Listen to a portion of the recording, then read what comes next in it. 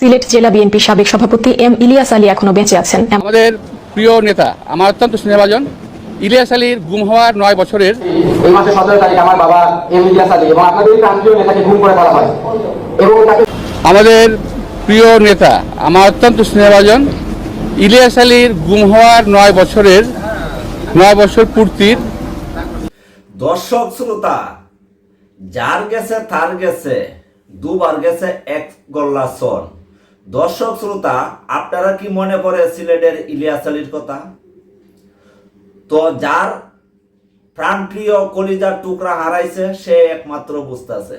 দর্শক শ্রোতা, তো সিলেটের ইলিয়াস আলী তারা যারা গার্জিয়ান পক্ষ আছে তারা ভাবতেছে যে এখন পর্যন্ত উনি জীবিত আছে। দর্শক শ্রোতা, তারা তো বুঝতেছে না যে উনি যে আর এই দেশে নাই। তো দর্শক, চলুন আমরা ওনার গার্জিয়ান পক্ষ থেকে কিছু কথাগুলো শুনে আসি। যে শহীদ রাষ্ট্রপতি জিয়া রহমান বাকশাল থেকে গণতন্ত্রের মুক্তি দিয়েছিলেন, আপনাদের মনে আছে কিংবা যারা জানেন না তারা জেনে নেন। বাকশাল থেকে গণতন্ত্রের মুক্তি দিয়েছিলেন, বেগম খালেদা জিয়া বহুদলীয় গণতন্ত্র কায়েম করেছিলেন, পার্লামেন্টের পদ্ধতি চালু করেছিলেন। আজকে 4টা সংবাদপত্র ছিল বাংলাদেশে, 4টা সংবাদপত্র। আমার মনে হয় এখানে যারা আছেন আমার সাংবাদিক ভাইদের অনেকেরই তখন ছোট ছিলেন অথবা অনেকের জন্মবোধ হয়নি। 4টি সংবাদপত্র, সেই 4টি সংবাদপত্রের বন্ধ বাদ দিয়ে হাজার হাজার সংবাদপত্র চালার পারমিশন দিল শহীদ রাষ্ট্রপতি জিয়া রহমান। আজকে তাই আমার এখানে উপস্থিত আছে 18টি মিডিয়া, প্রায় 42-এর মধ্যে ইলেকট্রনিক মিডিয়া আছে, 42-টির মতো, তার মধ্যে 18টি আছে এখানে। তো মিডিয়া না, কিন্তু এক একটা ক্যামেরার পিছনে অন্তত 3 জন লোক কাজ করে, অর্থাৎ অনেক সাংবাদিক এখানে কর্মসংস্থান হয়েছে, অনেক সাংবাদিকের সৃষ্টি হয়েছে, অনেক লেখকের সৃষ্টি হয়েছে। প্রিয় ভাইরা, এগুলো হলো শহীদ রাষ্ট্রপতি জিয়া রহমানের অবদান। আর সেই জিয়া রহমানের অবদানের ফলশ্রুতিতেই তার বিপরীত ধর্মী ফল আজকে আমরা বিএনপি ভোগ করছি। সাংবাদিকদের স্বাধীনতা নাই, সংবাদপত্রের স্বাধীনতা আছে, মালিকদের স্বাধীনতা আছে। আমরা বরাবর বলি সাংবাদিকদের স্বাধীনতা নাই, কিন্তু সংবাদপত্রের স্বাধীনতা আছে, মালিকের স্বাধীনতা আছে। এখন অবস্থাটা কি হলো? এরকম দাঁড়ালো যে বিএনপির বিরুদ্ধে যত কথা সম্ভব সাংবাদিক লিখতে পারবে, আওয়ামী লীগের বিরুদ্ধে একটা কথাও লেখা যাবে না, বলা যাবে না। গণতন্ত্রটা এমন জায়গায় ঠেকেছে গিয়ে। কিন্তু জিয়া রহমান এমন সংবাদপত্রের স্বাধীনতা দেন নাই, উনি দিয়েছিলেন পরিষ্কার স্বাধীনতা, সবাই লিখতে পারত, সবাই বলতে পারত। এমনকি বিএনপির শেষ সময় পর্যন্ত সংবাদপত্রের পরিপূর্ণ স্বাধীনতা ছিল। প্রিয় ভাইয়েরা, আমি গতকাল ইলিয়াস আলীর গুমের দিবস উপলক্ষে বক্তব্য রেখেছি। আমি বক্তব্য রাখার পরে বোধহয় 1 ঘন্টা সময় লাগে নাই, আরো কম সময়ের মধ্যে দেখলাম আমার কাছে বিভিন্ন electronic media, print media phone করছে, আপনি কি কথা বলেছেন না, কি কথা বলেছেন। আমি বুঝতে পারলাম না আমি আমার কি কথা বললাম, আমি দেখে নেই, আমি আপনাদের নিউজগুলো দেখে নেই, আমি তারপর কথা বলবো। তো অনেক দেখি একটা ট্রিবিউন পত্রিকা, বাংলা ট্রিবিউন, উনি লিখেছেন মির্জা আব্বাসের 6-7 ঘন্টার মধ্যে ইউটার্ন। মির্জা আব্বাসটা ইউটার্ন নিতে শিখে নাই, সত্য কথা বলতে শিখেছে। তো আমরা কখনো ইউটার্ন নিই না, বাস্তবটা বলি। এখন আপনারা যদি সেই বাস্তবটাকে পেঁচিয়ে তুলে ধরেন, আমার তো কিছু করার নাই। দয়া করে আমি আপনাদেরকে দেখেছি আজকে রোজার মাস, জানেন তো বিকেলবেলা সাধারণত শরীরে পানির ঘাটতি থাকে, পানি ঘাটতি থাকলে মাথায় পানি ঘাটতি থাকে, মেজাজ খুব খারাপ থাকে সবসময় রোজার সময়। তাই আমি খুব সংক্ষেপে শেষ করব। দয়া করে আমি আপনাকে অনুরোধ করবো, আপনারা আমাকে কেউ বিব্রতকর কোনো প্রশ্ন করবেন না। আমি যেটা বলছিলাম যে 20 মিনিটের মধ্যে, 8 ঘন্টার মধ্যে এত প্রিন্ট মিডিয়া জেনে গেল কেন, এটাও কিন্তু ষড়যন্ত্রের একটা অংশ আমি মনে করি। দেখেন, আমি আজকের পেপারে এবং কালকের এটিএন বাংলা দেখলাম, লেখা আছে উপস্থিত নেতৃবৃন্দ এবং সিলেট এবং বাংলাদেশের সর্বস্তরের জনগণকে জানাই আসসালামু আলাইকুম। আমি ধন্যবাদ জানাতে চাই সিলেট জেলা বিএনপিকে এই আলোচনা সভা আয়োজন করার জন্য, এবং আপনাদের সবাইকে ধন্যবাদ জানাই যে আজকে আমাদের গুরুত্ব আপনারা এখানে কষ্ট করে উপস্থিত হয়েছেন আমাদের পাশে।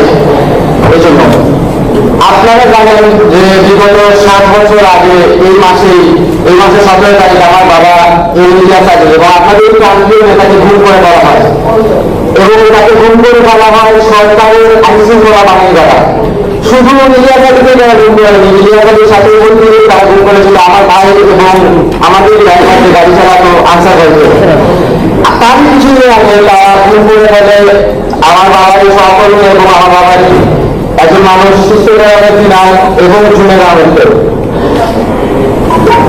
এই সকল আমরা তারা এখন কই আছে এবং কিভাবে আছে এবং কেমন আছে আমরা এখন জানি না এবং আমরা জানতে পারছি না, এবং আমি যেসব বিষয় কাকে জিজ্ঞেস করবো এবং তার কাছে যে কোশ্চেন করবো আমরা এই বিষয়ে এখন অজ্ঞাত, আমরা কিছুই বুঝছি না।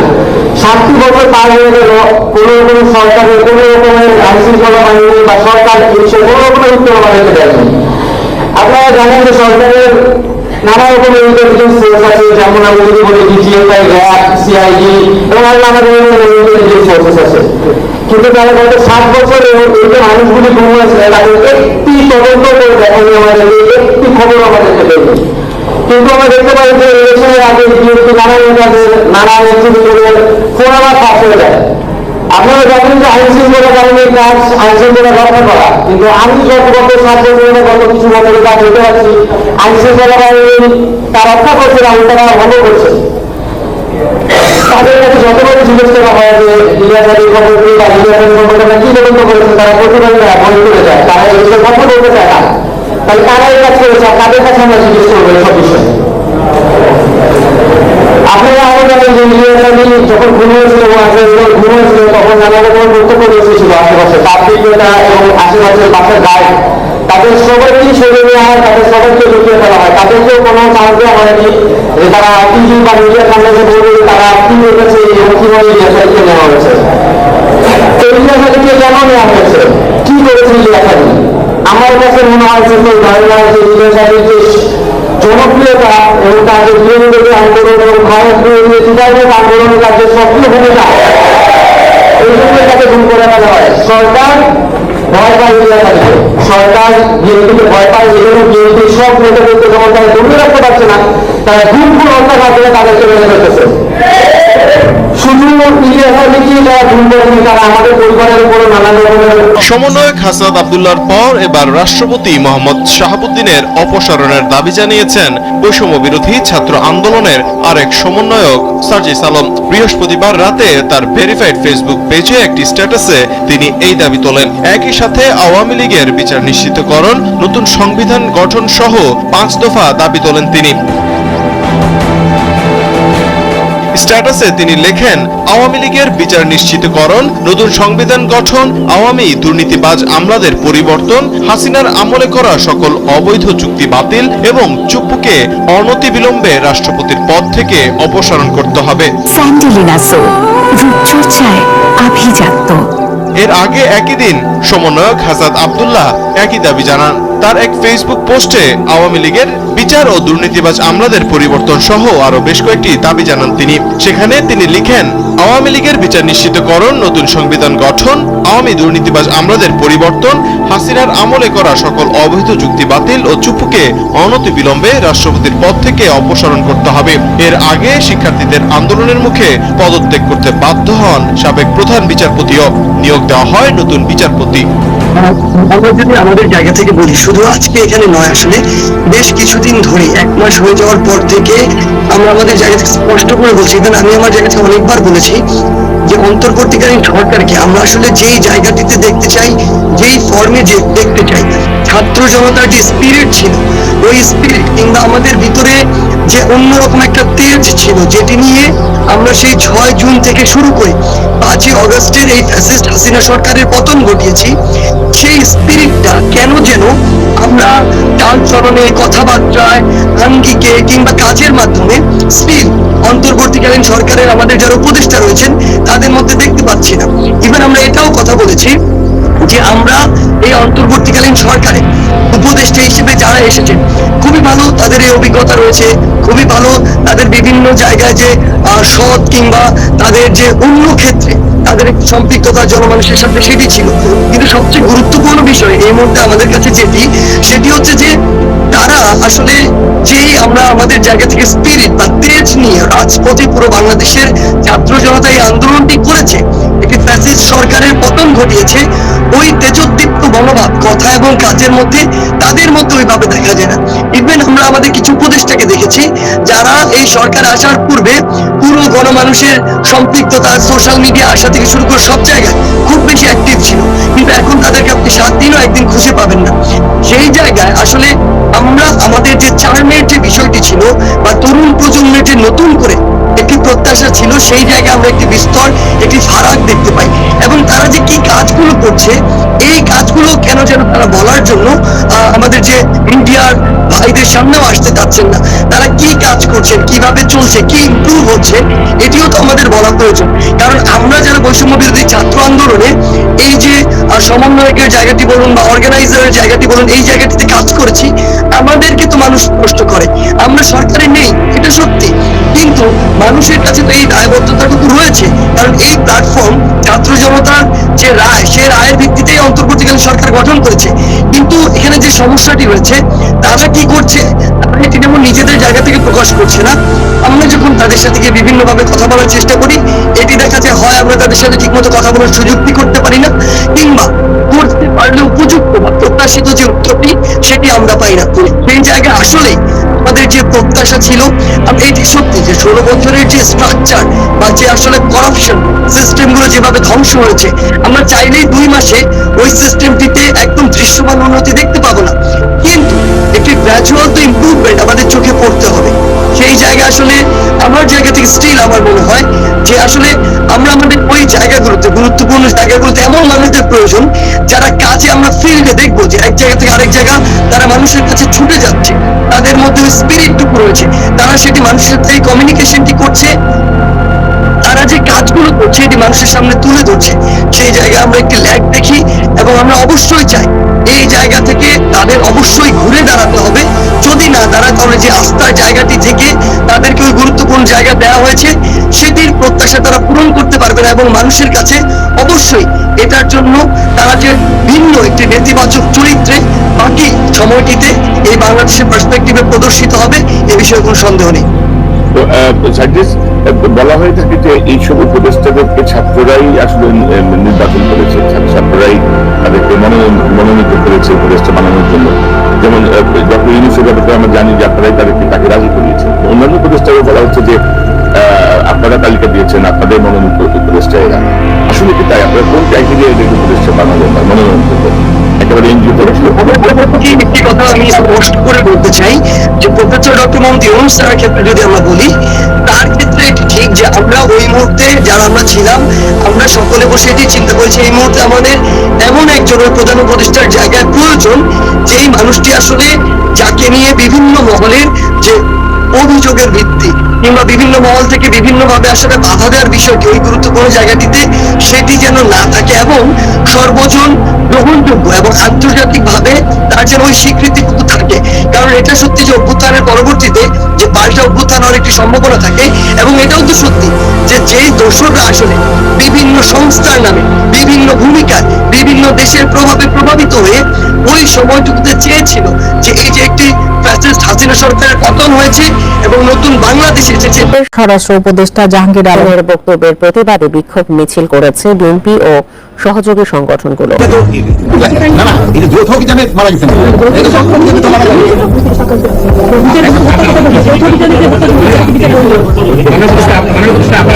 এই প্রশ্নের উত্তর দিয়ে স্যার একটা প্রশ্নের উত্তর দিয়ে একটা প্রশ্ন করেছে স্যার একটা প্রশ্ন স্যার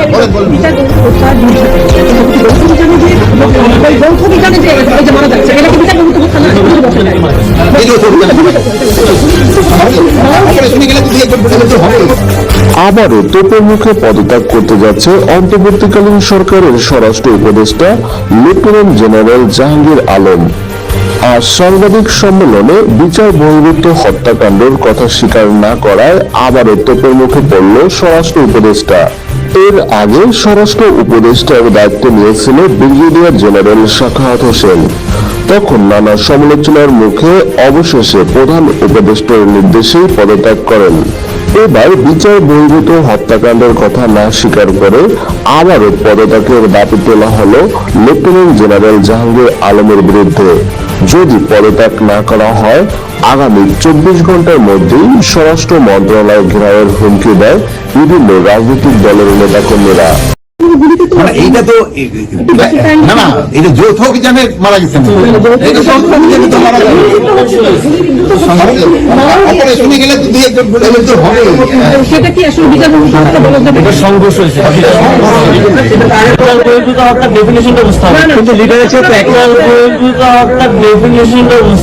যৌথ বাহিনীর গুলিতে যে মানুষ মারা যাচ্ছে বা গেছে কয়েকজন বর্তমান সরকারের আমলে, এগুলি কি এক্সট্রা জুডিশিয়াল কিলিং কিনা, এটা আসলে স্পেসিফিক কিলিং এর উপর নির্ভর করে। যদি প্রমাণ পান যে সেই কিলিংটার পেছনে টার্গেট করা কোনো এজেন্ডা ছিল, যেমন ধরুন কোনো ওয়ান্টেড ক্রিমিনাল, তাকে ধরে না এনে বরঞ্চ তাকে ক্রস ফায়ারে দিয়ে দেওয়া, অথবা কাউকে অ্যারেস্ট করার পরে তাকে দৌড় দিতে বলা, তারপর তাকে কিল করা, অথবা কাউকে খুঁজে পেলেই তাকে অঘোষিতভাবে মেরে ফেলা, এগুলো হচ্ছে এক্সট্রা জুডিশিয়াল কিলিং। কিন্তু যৌথ বাহিনী বলেন না যে বাহিনী বলেন, তাদের কাছে ল এনফোর্সমেন্টের কাছে যদি অস্ত্র থাকে এবং তারা যদি রিজনেবল গ্রাউন্ড থাকে যে তাদের নিজেদের লাইফ থ্রেট, আন্ডার থ্রেট, তখন তারা গুলি চালাতে পারে। গুলি চালালেই এবং কেউ যদি মারা যায় তাহলে সেটা এক্সট্রা জুডিশিয়াল কিলিং, তা কিন্তু না। তাই যে আন্দোলনগুলো হচ্ছিল শুনলাম আসলে এবং বিভিন্ন জায়গায়, সেখানে সেনাবাহিনী কয়েকজনকে গুলি করেছে এবং একজন মারা গেছে নিশ্চিতভাবে জানা গেছে, সেটা কি এক্সট্রা জুডিশিয়াল কিলিং? ওখানে যে ব্যক্তিটি মারা গেছে তাকে কি টার্গেট করে এসেছিল যে তাকে হত্যা করবে, নাকি সে ভায়োলেন্ট ছিল এতখানি যে আর্মি মনে করছিল যে তাদের লাইফ থ্রেট? কোনটা? সুতরাং এক্সট্রা জুডিশিয়াল কিলিং হবে না জাস্ট আর্মি বা পুলিশ গুলি করেছে আর মরেছে এর জন্য এক্সট্রা জুডিশিয়াল কিলিং হয়ে যাবে, আইন কিন্তু তা বলে না। সুতরাং প্রচারের ক্ষেত্রে একটু সাবধানতা অবলম্বন করা ভালো হবে। বর্তমান সরকারের আমি প্রচুর সমালোচনা করি, কিন্তু এক্সট্রা জুডিশিয়াল কিলিংটা কি, এই ডেফিনিশনটা আপনাদেরকে বুঝতে হবে। এই যে উপদেষ্টা দুজন, এর ভিতরে আমাদের স্বরাষ্ট্র উপদেষ্টা এবং এছাড়াও সেখানে আসিফ মাহমুদ ছিল। আসিফ মাহমুদ কিন্তু কথাটা বলেছে যে এক্সট্রা জুডিশিয়াল সংজ্ঞাটা আপনাদের বুঝতে হবে। আমি খুব হ্যাপি যে সে এই কথাটা বলেছে, এই জন্য তাকে আমি কংগ্রেচুলেট করব। যেখানে যার কংগ্রেচুলেশন ডিউ আমি সেটা কংগ্রেচুলেট করবো, সে যেই হোক। সুতরাং আসিফ মাহমুদের এই কথাটা বুদ্ধিদীপ্ত কথা যে আপনার এক্সট্রা জুডিশিয়াল সংজ্ঞাটা কি সেটা আগে বুঝুন। যেমন ধরুন শেখ হাসিনার শাসনামলে অনেক ক্ষেত্রে আমরা যেটা দেখেছি যে বিরোধী দলের যে কোনো কর্মীকে পেলেই, মনে করেন বিএনপি হোক বা সেটা জামাত হোক, পেলেই গুলি করো, যেন এরকম একটা অর্ডার দিয়ে দেওয়া হয়েছিল একেবারে তার শাসনামলের শেষের দিকে। তো সেটা ছিল টার্গেটেড কিলিং বা এক্সট্রা জুডিশিয়াল কিলিং। যদি শেখ হাসিনা সরকার বা তার সমর্থকরা প্রমাণ করতে না পারে যে সেটা তাদের সেলফ ডিফেন্সে ছিল, তাহলে সেটা হবে অবশ্যই এক্সট্রা জুডিশিয়াল কিলিং। এটার পার্থক্যগুলো আপনাদের আসলে একটু বোঝা দরকার। সারা দেশের বিভিন্ন জেলায় ডিসি নিয়োগকে কেন্দ্র করে যে তুলকালাম কাণ্ডগুলো ঘটে গেল এবং এখনো ঘটছে, যে একের পর এক কেলেঙ্কারি খবর আমাদের সামনে আসছে এবং তার পেছনে নানান ধরনের চাঞ্চল্যকর তথ্য বিভিন্ন গণমাধ্যমে ফাঁস হচ্ছে। তথ্য প্রমাণ সহকারে যে বিষয়টি আমাদের সামনে ভয়ঙ্কর ভাবে উপস্থিত হয়েছে তা হচ্ছে এর পেছনের খেলাটি খেলছে ভারত আওয়ামী লীগের পছন্দ অনুযায়ী। আওয়ামী লীগের নিয়োগকৃত জনপ্রশাসনের যে মাঠ পর্যায়ে কর্মকর্তারা রয়েছেন তাদের মধ্যে পছন্দ অনুযায়ী বিভিন্ন জেলায় ডিসি নিয়োগের যে তালিকা, তাদের পছন্দের তালিকা ভারতের বিশেষ গোয়েন্দা সংস্থা হাতে দিয়েছে। তারা সেইটি বাস্তবায়ন করার জন্য শত শত কোটি টাকা লগ্নি করছে, তারা ইনভেস্ট করছে, কাজে লাগাচ্ছে উদ্দেশ্য কি? উদ্দেশ্য হচ্ছে আবারও আওয়ামী লীগকে ক্ষমতায় প্রতিষ্ঠা করা যায় কিনা, নানান ধরনের কুরু পাল্টা কুরু ষড়যন্ত্র এসবের মধ্য দিয়ে, যেটি বিভিন্ন গণমাধ্যমে এর মধ্যে এসেছে। জনপ্রশাসন মন্ত্রণালয়ের একজন সিনিয়র সচিব মোখলেসুর রহমান এবং দুজন যুগ্ম সচিব ডক্টর জিয়াউদ্দিন এবং আলী আজম, তাদের মধ্যে কথোপকথনের রেকর্ড, স্ক্রিনশট বিভিন্ন গণমাধ্যমের হাতে এসে পৌঁছেছে। এবং যেটি আরো বেশি আমাদের মাঝে ভয়ঙ্কর একটি মানসিকতার সৃষ্টি করেছে তা হচ্ছে এই যে তদবির, কাকে কোন জায়গায় দিতে হবে, কে ডিসি পদে নিয়োগ পাবেন, সিনিয়র সহকারী সচিব বা সহকারী সচিবদের মধ্যে থেকে, তার পুরো বিষয়টি সমন্বয় করেছে ছাত্র সমন্বয়কদের কয়েকজন, তাদেরকে ঢাল হিসেবে ব্যবহার করা হয়েছে। কেউ তদবির করেছেন, কেউ চাপ দিয়েছেন। বিভিন্ন গণমাধ্যমে যে তথ্য আমাদের সামনে এসে উপস্থিত হচ্ছে তা থেকে দেখা যাচ্ছে যে দুইজন ছাত্র সমন্বয়ককে তদবিরের কাজে এবং প্রতিটা সমন্বয়ক, তার নাম সহ এসেছে, তানভীর নামে একজন সমন্বয়ক, তার চাপে প্রধান উপদেষ্টা কার্যালয় মোখলেসুর রহমানকে প্রথমে জনপ্রশাসনের সিনিয়র সচিব হিসেবে নিয়োগ দেয়। এবং এই মোখলেসুর রহমান পরবর্তীতে অন্য দুই যুগ্ম সচিব, তাদের নাম বললাম আলী আজম এবং ডক্টর জিয়াউদ্দিন, তাদের মধ্যে যোগ সাজসে কারা কারা কোন জেলায় কি হিসেবে নিয়োগ দিতে চাচ্ছে, কি হিসেবে ডিসি পদে তাদেরকে নিয়োগ দেওয়া হবে সেই বিষয়টি সম্পূর্ণ ফাইনাল করে। এবং তাদের যে কথোপকথন, সেই কথোপকথনের যদি অংশ হিসেবে আপনাদেরকে শোনায়, মোখলেসুর রহমান এবং যুগ্ম সচিব জিয়ার মধ্যে যে কথোপকথন, সেখানে মোখলেসুর রহমান যুগ্ম সচিবকে বলছে, এখানে অতি সংবেদনশীল চেয়ারে আমি রয়েছি এবং তাকে গোয়েন্দারা সহ সবাই নাকি ফলো করছে। এ ফাঁকে তাদের হোয়াটসঅ্যাপ কলের যে কথা হচ্ছে তার কিছু স্ক্রিনশট এবং মেসেজের স্ক্রিনশট সেগুলো বিভিন্ন গণমাধ্যমের হাতে চলে এসেছে। জনপ্রশাসন সচিব জিয়াকে মেসেজ দিয়ে বলছেন, যা করবা সাবধানে করবা, হোয়াটসঅ্যাপ ছাড়া টেক্সট দিবা না। জিয়া প্রত্যুত্তরে বলছেন, ঠিক আছে স্যার, আমি সব বুঝাই আসছি, এখন কেউ কিছু করতে পারবে না। এবং কথোপকথন থেকে জানা যাচ্ছে যে মোখলেসুর রহমান বলছে, আমি তো নিম্ন মানুষ, আমার কোনো লোভ নেই, আমাকে 5 কোটি টাকা দেওয়া হবে যে কোনো একটি দেন ব্যবহারের ক্ষেত্রে অথবা সম্পূর্ণ প্রক্রিয়ার মধ্যে, সেটি স্পষ্ট হয়ে যায়। সেখানে তিনি বলছেন যে আমাকে 5 কোটি টাকা দিতে হবে। তখন জিয়াউদ্দিন তাকে বলছে, স্যার 5 কোটি নয়, আপনার জন্য 10 কোটি টাকা রেখেছি। তো মোখলেসুর রহমান বলছে, আচ্ছা আচ্ছা ঠিক আছে, যা ভালো মনে করো তাই করো। এবং টাকা দেওয়ার প্রক্রিয়াও তিনি বলে দিচ্ছেন যে অর্ধেক টাকা দিবা ডলারে আর অর্ধেক ক্যাশে, কোথায় কিভাবে দিতে হবে সেটিও তিনি বলে দিয়েছেন। এবং মোখলেসুর রহমান বলছেন যে গিরগিটি গুলোর দিকে অর্থাৎ গোয়েন্দাদের দিকে খেয়াল রাখতে হবে। এই সময় জিয়া অভয় দিয়ে বলছেন, আমি সতর্ক আছি, আপনি টেনশন দিয়েন না। এই হচ্ছে কথোপকথন। আরো নানান ধরনের কথোপকথন আছে। এখন বিষয়টি হচ্ছে যে বিষয়টি জানা গেছে যে 50 থেকে 52 জন ডিসি নিয়োগ তারা চূড়ান্ত করবে ভারতের পছন্দ অনুযায়ী। বিশেষ গোয়েন্দা সংস্থা এই এজেন্ডা নিয়ে তারা নেমেছে। সেখান থেকে এই যে 50 থেকে 52 জন ডিসি তাদের পছন্দ অনুযায়ী নিয়োগ দেওয়া হবে, তার প্রক্রিয়া শেষ করতে বা সম্পূর্ণ করতে তারা 200 কোটি টাকা পর্যন্ত এই চক্রটিকে দিচ্ছে, যাকে যেখানে যা প্রয়োজন, যতটুকু প্রয়োজন দেওয়া হবে। এবং এই যে বিনিময়ে 200 কোটি টাকা দেওয়া হবে, এই পেমেন্টটা কিভাবে দিবে ভারতের গোয়েন্দা সংস্থা সেটি এখানে ইঙ্গিত করা হচ্ছে। সে বিষয়ে জিয়াউদ্দিন এবং মোখলেসুর রহমানের সঙ্গে মধ্যে কথা হয়, তারা এই টাকাটি সিঙ্গাপুরে দিবে নাকি থাইল্যান্ডে দিবে, এই বিষয়ে মোখলেসুর রহমানের পরামর্শ চেয়েছিলেন জিয়া। তো মোখলেসুর রহমান এই বিষয়ে জিয়া এবং আজমকে ঠিক করতে পারেন, আরেকজন যুগ্ম সচিব। তারা বলেন যে তোমরা এই বিষয়ে ফয়সালা করো বা সিদ্ধান্ত নাও, আর সাবধান থেকেও, ডিরেক্ট কোনো কল দিবে না, ফোনে যা করবা বা হোয়াটসঅ্যাপে দিবা, হোয়াটসঅ্যাপে মেসেজ করবা, এই ধরনের কথাবার্তা তাদের মধ্যে বলতে শোনা যাচ্ছে। এবং সচিব মোখলেসুর রহমান অগ্রিম 5 কোটি দাবি করার পাশাপাশি ডিসি লিস্ট গোপনে তাকে নিয়ে যেতে পারেন। একই সঙ্গে তিনি এই কথাও বলেন যে যারা রয়েছেন বিদ্রোহ করতে পারে, অর্থাৎ ডিসি পদে যাদের নাম না থাকে তারা বিভিন্ন ধরনের সমস্যার সৃষ্টি করতে পারে, বিভিন্ন ধরনের ঝামেলা তৈরি করতে পারে। এই ধরনের ব্যক্তিদের যেন অবশ্যই ডিসি পদে রাখা হয় বা সুপারিশ করা হয় এবং গুরুত্বপূর্ণ জেলাগুলোতে তাদের ডিসি পদে বসানো হয়। এই যে দীর্ঘ আলাপচারিতা, সেই আলাপচারিতা থেকে জানা গেছে যে গোপনে কোনো একদিন ভোরে তার সঙ্গে যোগাযোগ করতে বলা হয় এবং 9-10 সেপ্টেম্বর জিও তারা গ্যারান্টি বিষয়টি উঠে আসে এবং এর আগে অবশ্যই পেমেন্ট ক্লিয়ার করার কথা বলা হয়। আমরা গত 10 সেপ্টেম্বর কথা জানি, একজন যুগ্ম সচিবের রুমে সচিবালয়ে যে হট্টগোল, হাতাহাতি, মারামারি ঘটনা ঘটেছিল, সেই ঘটনায় এই ডিসি পদে নিয়োগ করাকে কেন্দ্র করে সেই ঘটনায় 17 জন কর্মকর্তাকে শাস্তির আওতায় আনা হয়েছে। কাউকে গুরুদণ্ড দেওয়া হয়েছে, কাউকে লঘুদণ্ড দেওয়া হয়েছে। এবং আমরা 2-3 দিন আগে সংবাদ সম্মেলন করতে দেখলাম এই বিষয়ে যাদের বিরুদ্ধে শাস্তিমূলক ব্যবস্থার কথা জানানো হচ্ছে যে সংবাদ সম্মেলনে, সেই সংবাদ সম্মেলনটি করলেন এই মোখলেসুর রহমান। এবং এর সঙ্গে আমাদের অত্যন্ত কষ্টের সঙ্গে বলতে হচ্ছে যে আলী ইমাম মজুমদারের নামটিও এসেছে। কি কারণে? লেনদেন না, মানে তিনি একজন অভিজ্ঞ মন্ত্রিপরিষদ সচিব সাবেক, তাকে ঘিরে নানান ধরনের কথা উঠছে যে তিনি আসলে কিভাবে মেনটেন করছেন, কিভাবে নিয়ন্ত্রণ করছেন, তিনি তো সবকিছু হসপাস করে দিচ্ছেন, এভাবে নানান মন্তব্য উঠে আসছে।